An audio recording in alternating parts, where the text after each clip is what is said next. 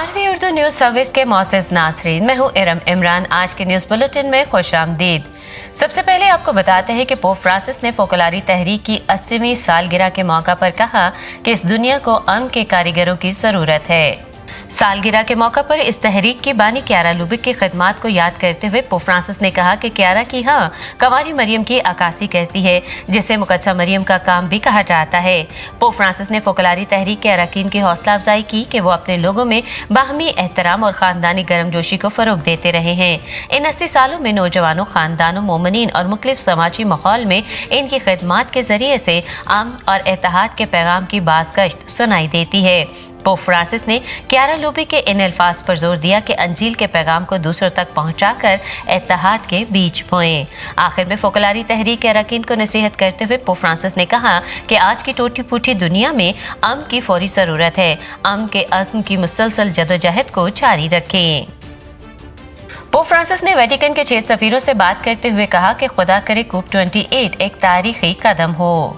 उन्होंने अपनी उम्मीद का इजहार किया कि दुबई में COP28 में आलमी रहनुमा मौसमियाती तब्दीली को रोकने के लिए ठोस इक़दामात पर मुत्तफिक हों। ये 6 सफीर कुवैत, न्यूजीलैंड, मलावी, गिनी, स्वीडन और चाड से ताल्लुक रखते हैं। पोप फ्रांसिस ने कहा कि तनाज़ात के आलमी जख्तों को देखते हुए बैनुल-अक़वामी बरादरी को चैलेंज किया जाता है कि वो सफारतकारी के पुरअमन ज़राए से इन संगीन नाइंसाफियों के आलमी हल का तलाश करें। उन्होंने माहौलियात, सेहतियामत, सकाफत और समाजी तब्दीलियों से निमटने के लिए आलमी मैकेनिज्म वज़ा करने की ज़रूरत पर जोर दिया है।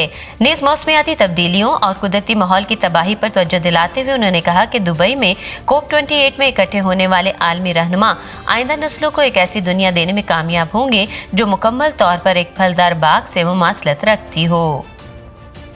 दिसंबर 2023 को रावलपिंडी इस्लामाबाद डायसिस के डायसिजन कैटेकिल सेंटर के ज़ेरे एहतमाम Our Lady of Fatima Catholic Church में फेथ फॉर्मेशन प्रोग्राम का इनेकाद किया गया, जिसका मौजू नर्सिंग के शोबे में ईमान और अमल में हम आहंगी था। इस प्रोग्राम में 130 से ज्यादा नर्सों ने बढ़ चढ़ कर हिस्सा लिया। तकरीब का आगाज दुआ से हुआ। रेवरेंड फादर सरफराज साइमन ने नर्सिंग के शोबे को खिदमत का शोबा और इससे ताल्लुक रखने वाले अफराद की खिदमत को नबी किरदार गर्दाना। कर्नल अलिस्मत माइकल ने नर्सिंग के अजीम शोबे के साथ ईमान को हम आहंग करने की गहरी अहमियत पर जोर दिया। इसके बाद एक दिलकश क्विज प्रोग्राम रखा गया जो कि नर्सिंग के पेशे और आमद के मौसम से मुतालिक था। प्रोग्राम का इख्तिताम इज़्ज़तमाब archbishop doctor Joseph Arshad के कुलीदी खिताब से हुआ। बिशप जी ने नर्सों के अपने पेशे के अंदर ईमान को मुजस्सम बनाने में अहम किरदार को तस्लीम किया और कहा कि नर्सेज रूहानी इक़दार को हमदर्दाना निगहदाश्त में जम करके अपने पेशे के अंदर ईमान को मुजस्सम करने में अहम किरदार अदा करती हैं। आज के न्यूज बुलेटिन में इतना ही। इरम इमरान को इजाजत दीजिए।